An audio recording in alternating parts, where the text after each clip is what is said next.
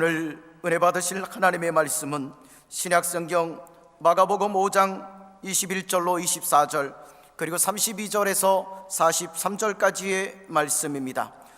마가복음 5장 21절로 24절까지 먼저 읽습니다. 예수께서 배를 타시고 다시 맞은편으로 건너가시니 큰 무리가 그에게로 모이거늘 이에 바닷가에 계시더니 회당장 중에 하나인 야이로라 하는 이가 와서 예수를 보고 발 아래 엎드려 간곡히 구하여 이르되 내 어린 딸이 죽게 되었사오니 오셔서 그 위에 손을 얹으사 그로 구원을 받아 살게 하소서 하거늘 이에 그와 함께 가실새 큰 무리가 따라가며 애워싸 밀더라. 32절로부터 43절까지 봉독합니다. 예수께서 이 일 행한 여자를 보려고 둘러보시니 여자가 자기에게 이루어진 일을 알고 두려워하여 떨며 와서 그 앞에 엎드려 모든 사실을 여쭈니 예수께서 이르시되 딸아 내 믿음이 너를 구원하였으니 평안히 갈지어다. 내 병에서 놓여 건강할지어다. 아직 예수께서 말씀하실 때 회당장의 집에서 사람들이 와서 회당장에게 이르되 당신의 딸이 죽었나이다. 어찌하여 선생을 더 괴롭게 하나이까? 예수께서 그 하는 말을 곁에서 들으시고 회당장에게 이르시되 두려워하지 말고 믿기만 하라 하시고 베드로와 야고보와 야고보의 형제 요한 외에 아무도 따라옴을 허락하지 아니하시고 회당장의 집에 함께 가사 떠드는 것과 사람들이 울며 심히 통곡함을 보시고 들어가서 그들에게 이르시되 너희가 어찌하여 떠들며 우느냐? 이 아이가 죽은 것이 아니라 잔다 하시니 그들이 비웃더라. 예수께서 그들을 다 보내신 후에 아이의 부모와 또 자기와 함께한 자들을 데리시고 아이 있는 곳에 들어가사 그 아이의 손을 잡고 이르시되 달리다고 마시니 번역하면 곧 내가 내게 말하노니 소녀야 일어나라 하심이라. 소녀가 곧 일어나서 걸으니 나이가 12살이라. 사람들이 곧 크게 놀라거늘 예수께서 이 일을 아무도 알지 못하게 하라고 그들을 많이 경계하시고 이에 소녀에게 먹을 것을 주라 하시니라. 아멘. 오늘 마가복음 5장의 말씀에 근거해서 두려워할 것이냐 믿을 것이냐 그것이 문제로다, 이런 제목으로 하나님 말씀 나누고 기도하겠습니다. 여러분, 우리는 영국의 대문호 셰익스피어를 알고 있는데 셰익스피어의 작품 햄릿에는 주인공인 왕자 햄릿이 죽느냐 사느냐 그것이 문제로다 독백하는 유명한 장면이 나옵니다. 여러분, 모든 게 흔들리고 무너질 때 그럼에도 불구하고 계속 사는 쪽을 택할 거냐, 아니면 죽음으로 생을 끝내버리고 말 거냐, 그것은 극단적인 상황에서의 가장 중요한 질문이고 근본적인 결정이겠지만 사실은 우리 인생이 그 자체가 계속적인 선택의 기반 위에 이루어지는 거고, 신앙생활에서도 핵심적인 사안은 뭐냐면 항상 무엇을 선택하고 어떻게 결정하느냐, 이게 중요한 겁니다. 신앙도 뭐를 선택하느냐, 어떻게 결정하느냐. 오늘 본문에 등장하는 야이로는 유대인이요 회당장이었던, 그러니까 야훼 하나님을 율법의 규례대로 잘 믿었던 사람입니다. 회당은 유대인의 삶에 있어서 예배, 친교, 교육을 포함한 모든 공동체 활동의 중심이 되는 기관이었고, 그런 회당장의 책임자가 되는 것은 여러 면에서 모범이 되고 탁월해야 가능했을 터이니 우리는 이 회당장 야이로의 신앙이나 인품 등에 대해서 의구심을 가질 필요가 없습니다. 야이로는 분명히 남다른 뛰어난 사람입니다. 그런데 그런 야이로에게 어느 날 예기치 못한 큰 문제가 생겼으니 그것은 그의 어린 딸, 이제 겨우 12살밖에 안 된 예쁜 딸이 병에 걸려서 죽어가는 비상사태가 발생한 겁니다. 당연히 아버지 야이로는 가장 소중한 딸내미 살려내기 위해서 자기가 할 수 있는 모든 것을 다 시도해 봤을 겁니다.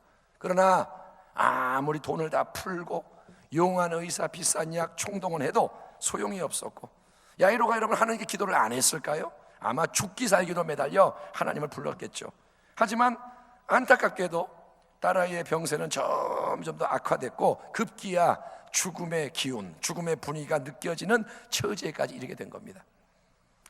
여러분, 성경의 여러 이야기 또 우리의 실제 삶을 통해서 우리가 깨달아야 하는 중요한 진리는 인생의 모든 문제가 위기인 동시에 기회라는 것입니다. 한번 따라합니다. 문제는 위기인 동시에 기회이다.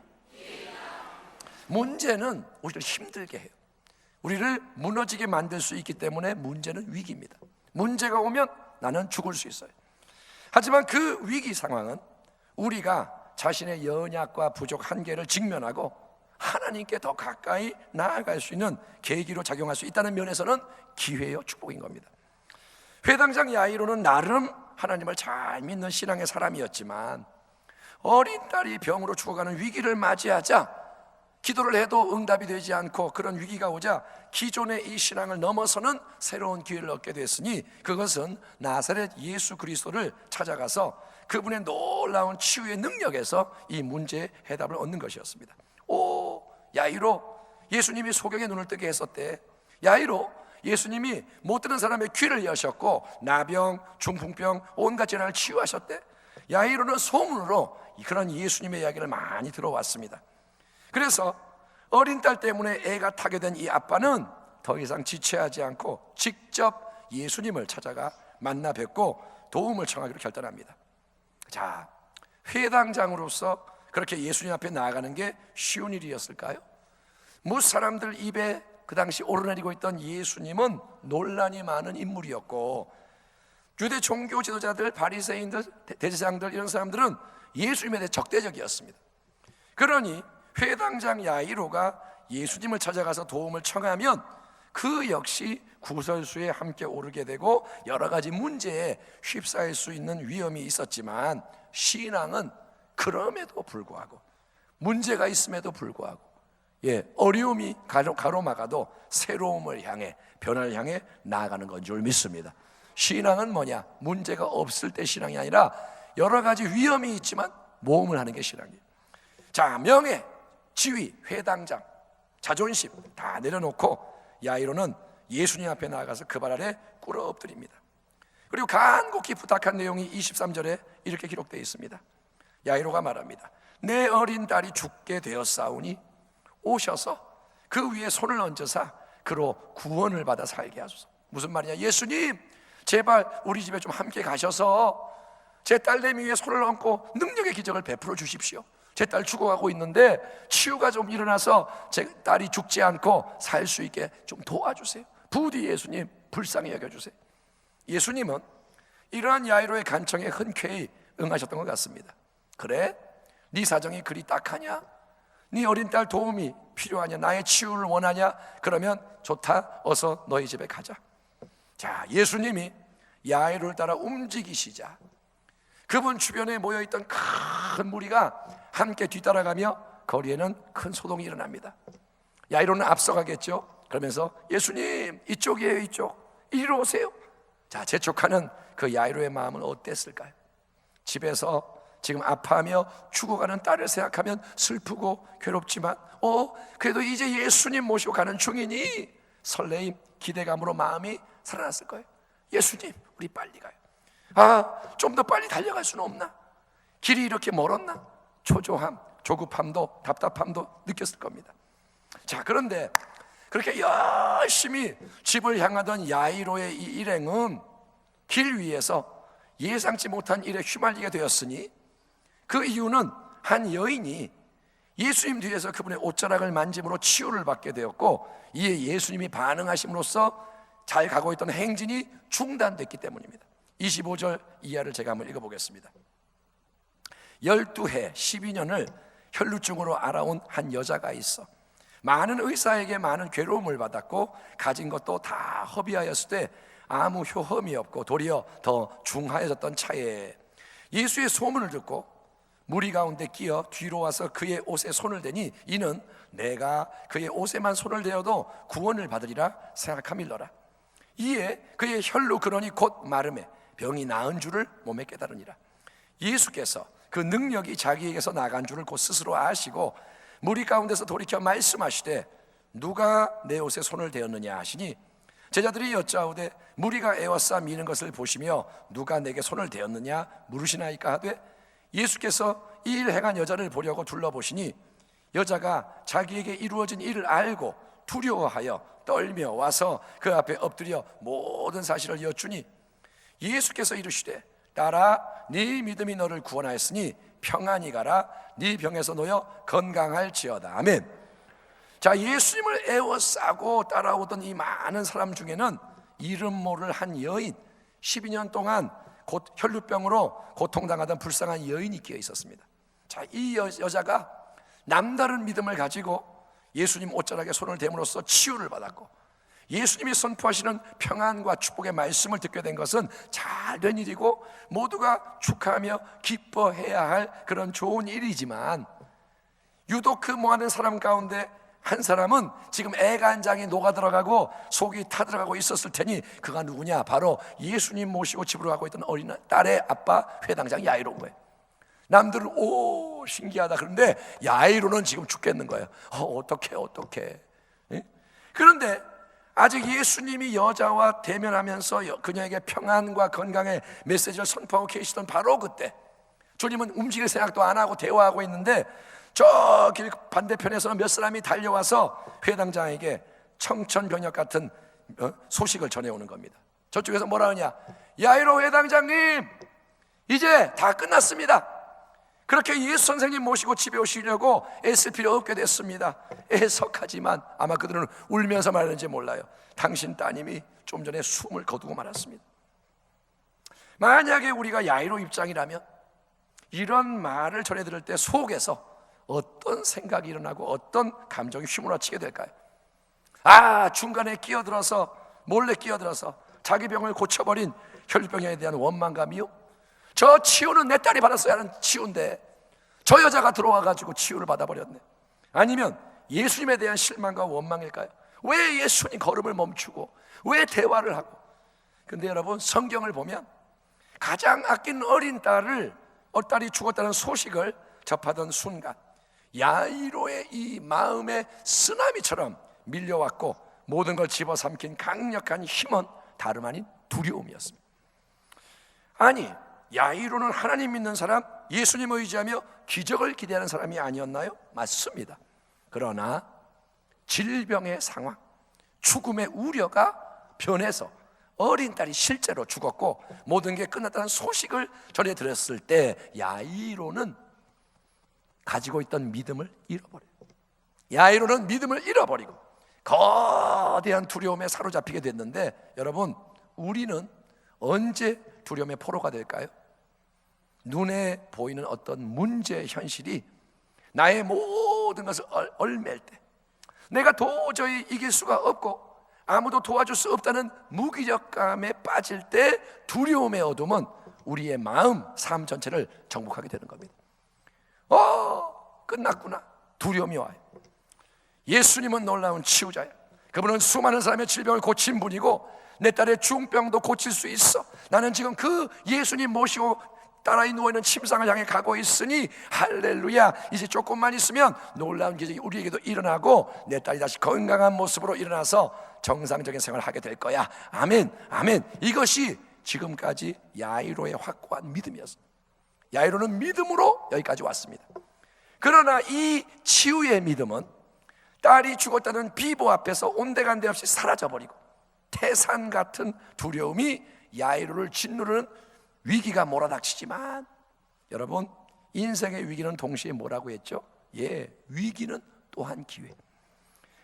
위기는 뭐냐? 하나님을 새로이, 더 깊이, 더 강력하게 경험할 수 있는 더 큰 믿음의 기회인 줄 믿습니다. 한번 따라합시다. 위기는 믿음의 기회다. 그 진리를 우리는 항상 기억하며 절대로 잊지 말아야 하는 겁니다. 아멘. 살아가면서 여러분 절대 잊지 말 게 뭐냐? 위기는 믿음의 기회라는 거예요. 여러분, 어떤 문제 때문에 열심히 기도했으나 예수님의 걸음이 지체되고 응답이 깜깜무소식일 때, 주여 들으시지요? 그런데 아무 소식이 없어. 또 믿음으로 간절히 바라며 인내하지만 일이 풀리는 게 아니라 오히려 더 안 좋은 일이 일어날 때, 그럴 때 있어요. 내가 기도하고 믿으면 좋은 일이 일어나야 되는데 변화가 좋게 일어나지 않고 일이 더 상황이 안 좋아져. 야이로처럼 병들었던 딸이 죽어버렸어.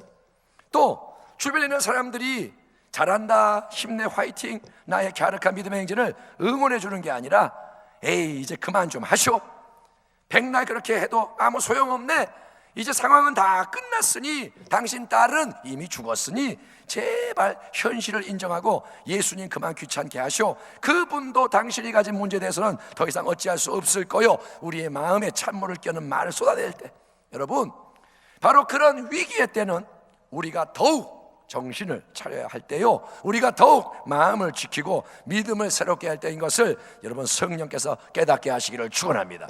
오늘 이 예배를 드리면서 여러분, 위기는 뭐냐? 내가 마음으로 싸워야 할 때임을 깨닫기를 축원합니다. 어린 딸이 죽었다는 비보를 접하자 야이로의 마음은 순간 두려움에 휩싸이게 됐고, 그거는 인간적으로 너무나 당연한 어쩔 수 없는 반응이지만 누구나 그럴 수밖에 없죠. 하지만 여러분 36절의 말씀을 보면 그 야이로 바로 옆에는 여전히 누가 계셨느냐? 여러분, 예수님이 계신 줄 믿습니다. 그 자리에 누가 계시느냐? 예수님이 계시는 거예요. 그리고 그분은 뭐라고 말씀하시느냐? 36절, 예수께서 그 하는 말을 곁에서 들으시고 회당장에게 이르시되 두려워하지 말고 믿기만 하라 하시고, 한번 따라 합시다. 두려워하지 말고 믿기만 하라. 다시 한번, 두려워하지 말고 믿기만 하라. 다시 한번, 두려워하지 말고 믿기만 하라. 아멘. 여러분, 믿음의 본질은 모든 상황, 환경, 여건, 관계 속에서 예수님을 바라보는 거예요. 또한 믿음의 본질은 모든 형편, 처지 속에서 예수님의 세미한 음성을 듣고 그분을 따르는 것입니다. 예수님 말씀하십니다. 내 양은 내 음성을 들으며 나는 그들을 알며 그들은 나를 따르느니라. 내가 예수님의 양이라면 목자이신 그분의 음성이 들린다는 거예요. 아멘. 우리는 듣는 자가 돼야 되는 거예요. 목사님이 말씀을 잘 전해주시면 내가 알아들을게요. 아니요, 당신은 예수님의 말씀을 들어야 돼요. 저는 설교를 통해 예수님의 음성이 들려지도록 전하는 자일 뿐이고, 여러분은 예수님의 말씀을 들어야 돼요. 여러분, 눈앞의 상황은 피부로 직접 즉시 느껴지기 때문에 우리는 눈에 보이지 않는 예수님을 바라보는 대신에 밀려오는 파도와 바람을 바라보기가 쉬운 거예요. 환경이 확 변하면 오, 바람이 딱 때리면 우리는 환경을 느끼는 거예요. 그걸 바라봐요. 또 예수님의 말씀, 성경 말씀은 뜬구름 잡는 소리 같고 잘 들리지 않지만, 성경 말씀은 뭐 이상하고 허무맹랑하고 맨날 무슨 기적이 일어난다는데 뭐 그런 말씀. 그런데 사람들이 하는 말은 현실적으로 다 맞고 지혜롭게 들리기 때문에 귀에 쏙쏙 들어오고 마음에 팍팍 박힙니다. 사람들이 한마디 하면 막 들어와요. 하지만 예수님은 믿음으로 그분을 초청하고 동행하는 사람을 떠나지 않으시고 함께 하시는 것을 믿으시기 바랍니다. 예수님은 눈에 안 보여도 함께 하신다는 거예요. 아멘. 눈에 안 보이니까 없다, 그거는 믿음이 아닙니다. 여러분, 예수님은 함께 하세요. 그리고 세미한 음성으로 야이로에게만이 아니라 바로 지금 당신에게도 그분은 지금 두려워하지 말고 믿기만 하라, 너 두려워하지 말고 믿기만 하라 말씀하시는 줄 믿습니다. 중요한 것은 우리의 선택과 결정입니다. 예수님을 믿는다고 했지만 현실이 더 어려워지고 감당이 안 되니까 두려움에 마음과 삶을 내주고 믿음의 행진에 확 중단해 버릴 거냐? 그러면 지금까지의 모든 것은 도루묵 물거품이 되고 당신은 믿음이 없는 자가 되는 겁니다. 지금까지 믿음 생활 했는데요, 포기하는 순간 끝나는 겁니다. 아니면 나는 이전의 믿음으로 안 되는 새로운 이 한계 상황에서, 이전의 믿음이 끝나야 하는 이 자리에서 더 새롭게 예수님을 바라보며 그분의 새로운 말씀에 모든 걸 맞추고 계속 나아갈 것이냐. 우리의 믿음에 있어서 결정적으로 중요한 것은 의지적인 결단입니다. 아멘. 이 예배의 자리에서 지금 중요한 것은 여러분의 의지입니다. 바다에서 풍랑이 막 몰아칠 때 배의 키를 딱 고정시켜야 하는 것처럼 우리는 눈앞에 요동하는 현실에 마음을 뺏기지 말고 주님의 말씀을 단단히 붙들어야 됩니다. 우리의 감정은 춤을 춥니다. 여러분, 감정이 하루에 몇 번 변하나요? 마음이 12번도 변한다 그러죠. 12번만 변하겠어요? 예? 기분이 좋다가도 한마디 말 들으면 기분 상하고, 이 감정이 춤을 춰요. 감정이 춤추는 대로 요동하면 마귀가 우리를 마음대로 갖고 놉니다. 마귀는 우리가 그렇게 감정대로 휘둘리면 마음대로 끌고 다녀요. 두려움으로, 절망으로, 교만으로, 비관으로 그냥 롤러코스터를 타죠. 이때 우리는 감정을 넘어서는 의지를 가동시켜서 인생의 초점, 인생의 스위치를 예수님께 맞춰야 하는 것입니다. 야이로는 어떻게 하느냐? 야이로가 그렇게 합니다. 비록 두려움이 그 마음을 사로잡았지만, 지금 두려움이 확 덮쳤어요. 하지만 야이로는 마음을 빼앗기지 않고 예수님과 함께하는 믿음의 행진을 이어가는 거예요. 아멘. 두려움이 왔으니까 몰라 아예 됐어, 이게 아니라 믿음의 행진을 이어갑니다. 아니, 이어가는 게 아니라 사실 야이로의 믿음은 이 순간부터 이전과 다른 새로운 차원의 더 강력한 믿음으로 변화돼서 예수님을 모시고 집으로 향하게 되는 거예요. 이걸 보셔야 돼요. 야이로는 예수님이 두려워하지 말고 믿기만 하라 할 때 이제 믿음이 바뀌는 거예요. 처음에 야이로는 딸의 치유를 위해서 치유하시는 주님을 모시고 집으로 가고 있었습니다.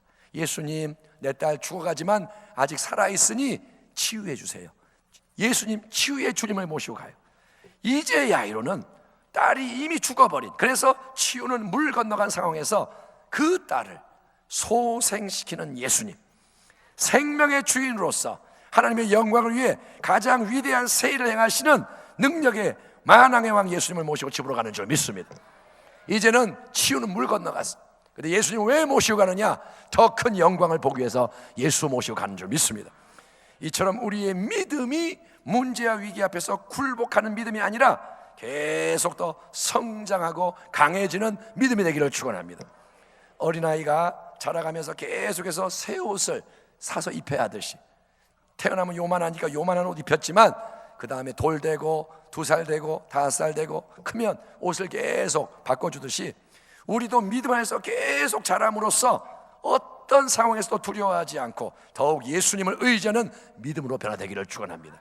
왜냐하면 우리가 믿는 예수님은 하나님의 지혜, 하나님의 사랑, 하나님의 능력과 영광이 충만하신 분, 그분은 부활이요 생명이신 구원의 주님이시기 때문인 줄 믿습니다.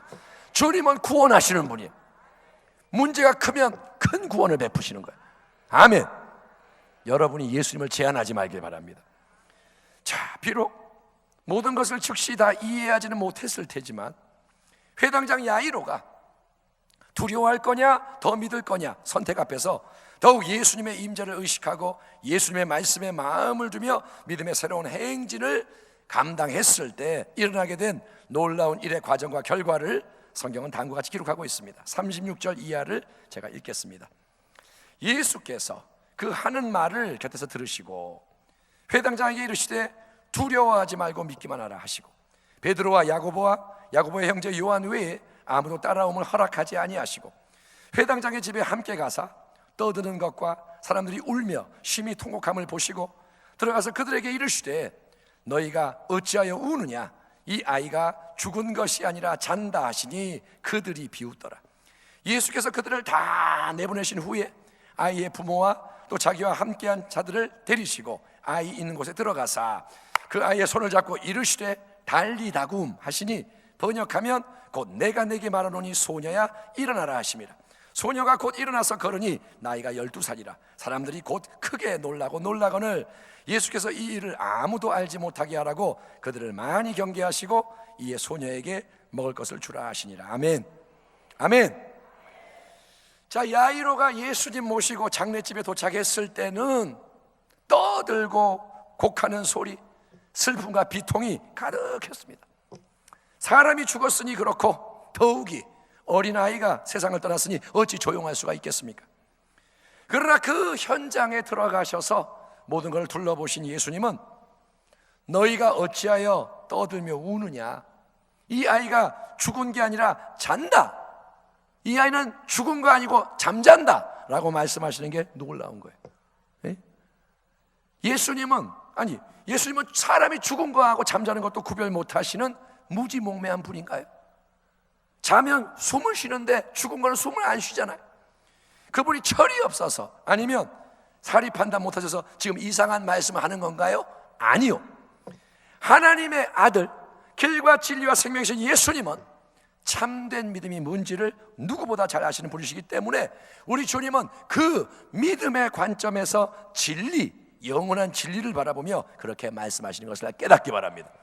지금 주님은 뭘 바라보느냐? 하나님과 그분의 진리를 바라보는 거예요. 그분은 뭘로 말하냐? 믿음으로 말하시는 거예요. 성경이 가르치는 믿음은 눈앞의 현실과 상황과 여건을 바라보는 게 아닙니다. 잘 들으십시오. 당신은 믿는 자입니까? 믿는 자는 현실을 바라보는 게 아니에요. 예? 도마가 예수님 못자국에 손을 넣어보고 옆구리 손 넣어보고 믿겠다 했는데 예수님 뭐라 하냐? 도마야, 너 그렇게밖에 못하면 내가 해주마. 앉아봐. 그렇지만 보지 않고 믿는 자가 복되도다. 현실에 뭐 변화가 일어날 때 믿습니다. 이거는 믿음이 아니에요, 여러분. 여리고성을 빙빙 돌았더니 매일 금이 조금씩 더 가더라. 아, 금이 가니까 무너지겠구나. 할렐루야. 이게 믿음인가요? 아니요, 그건 믿음이 아닙니다. 그건 감각입니다. 보고 믿는 건 믿음이 아니에요. 여러분, 성경이 말하는 믿음은 뭐냐면 하나님이 이미 예비해 놓으신 세일. 나는 지금 이 자리에서 옛 것을 보지만, 현실을 보지만 그것 말고 하나님이 예비해 놓으신 세일, 비록 그게 지금 보이지 않아도 그거를 생생하게 미리 바라보는 능력이 믿음이라는 겁니다. 그래서 믿음은 바라는 것들의 실상이요 보이지 않는 것들의 증거라고 말합니다.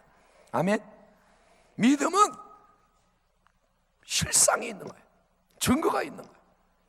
예수님은 지금 하나님이 행하려고 준비하고 계신 영광스러운 일이 뭔지를 미리 보고 계시고 알고 계시는 거예요.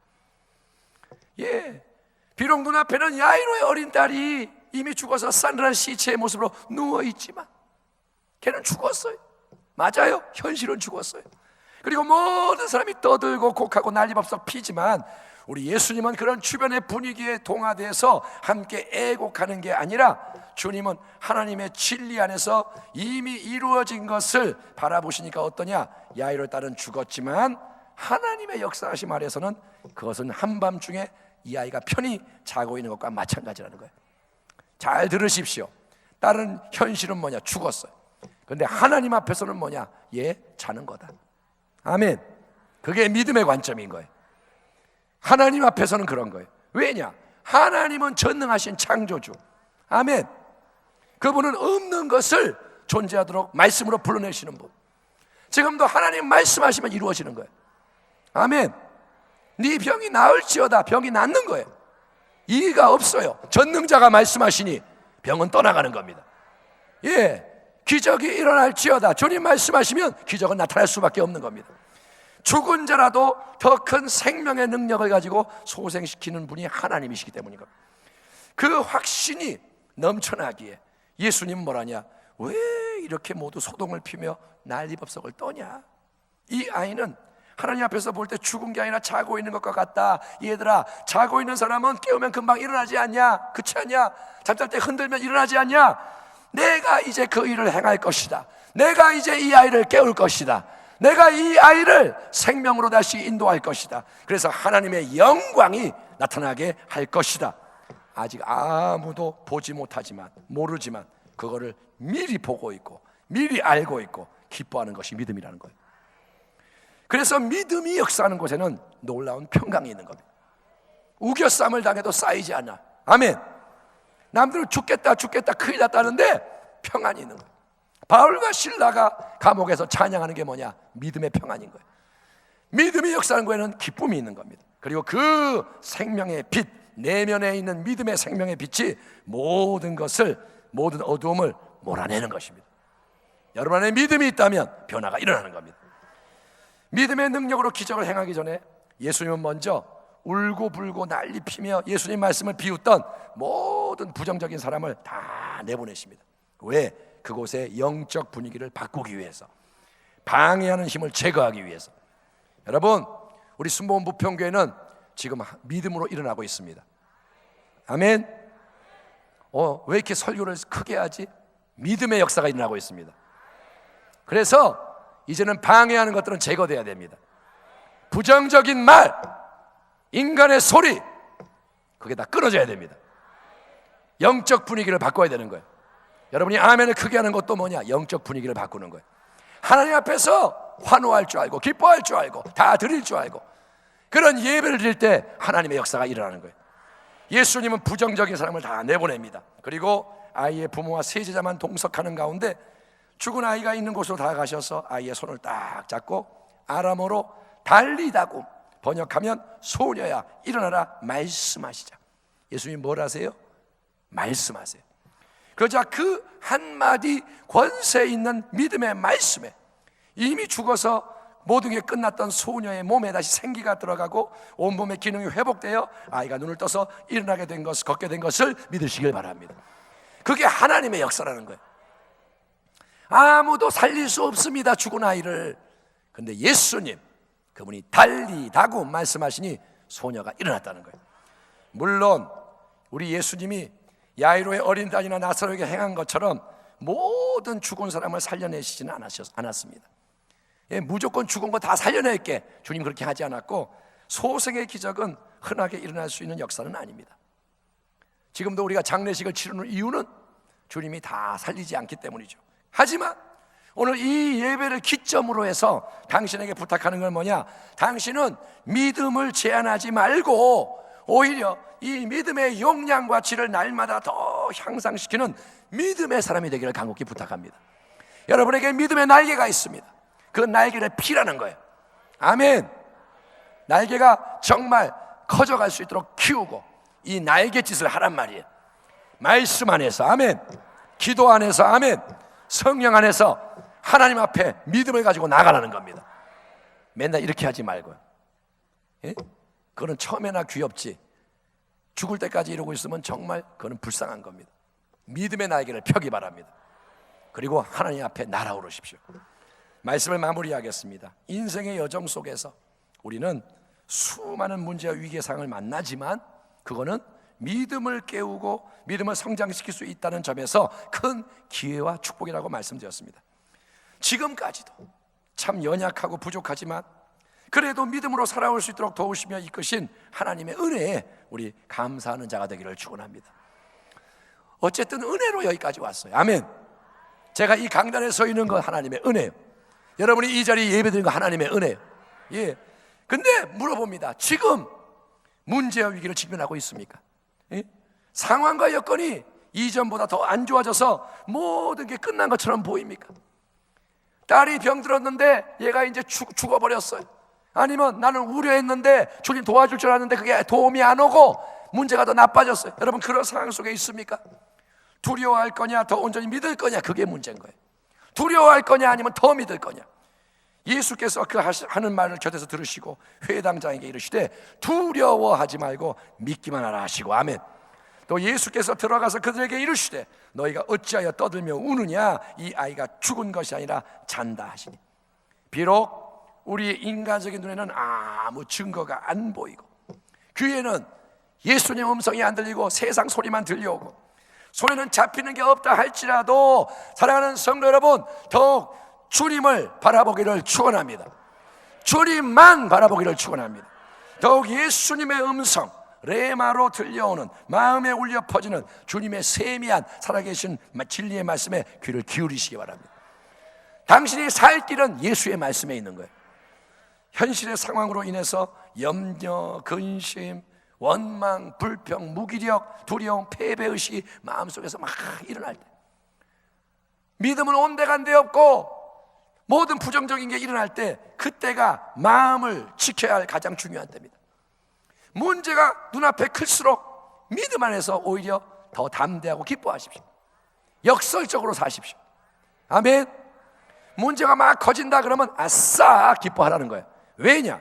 예수님은 그 큰 문제를 변화시켜서 이전에 경험하지 못한 하나님의 더 큰 승리와 축복을 나타내시고자 당신과 함께하고 계시고 당신에게 말씀하시기 때문인 거예요. 그러므로 오늘 이 시간 당신의 신앙 고백이 이렇게 변화됐으면 좋겠습니다. 나는 살아계신 주 예수 그리스도를 내 안에 모시고 살아갑니다. 예수님 내 안에 계십니다. 나는 주님의 권능이 무한함을 믿습니다. 내 안에 계시는 예수님이 세상보다 마귀보다 어떤 문제보다 크시니 믿는 나에게, 그분을 의지하는 나에게 능치 못함이 없습니다. 야이로의 딸이 죽었어도 주님 그 딸 살려내셨고 어떤 불가능도 가능케 하시니 그런 새 일이 내게도 우리 가정에도 우리 교회에도 일어날 것을 믿습니다. 이 부평 땅에, 인천 땅에, 대한민국의 또 열방 가운데 새롭게 되는 기적이 예수님 때문에 일어남을 선포하며 나는 끝까지 주님과 함께 기적을 향해 나가겠습니다. 따라합니다. 나는 끝까지 믿음으로 살겠습니다. 기적을 향해 나가겠습니다. 마지막 때에 살아가는 우리는 성경적인 믿음을 가지고 성경적인 새 역사를 경험해야 하는 하나님의 백성입니다. 아멘. 저와 여러분이 그런 믿음의 교회, 그런 믿음의 백성이 되기를 우리의 영원한 생명과 능력이 되시는 임마누엘 주 예수 그리스도의 이름으로 축원합니다. 기도하겠습니다. 하나님 아버지, 오늘 우리가 드리는 이 예배를 받으시고 오늘 하나님의 말씀이 힘있게 선포되었사오니 주님이 말씀 가운데 함께하여 주옵시고 우리 성도들의 마음에 있는 어두움은 다 떠나가게 하시고 두려움의 감옥에서 나오게 하시고 믿음 없음을 회개하고 더 큰 믿음으로 나아가 승리하게 하여 주옵소서. 하나님의 영광을 그리스도 안에서 보는 축복의 백성이 되기를 원하며 예수님의 이름으로 기도합니다. 아멘.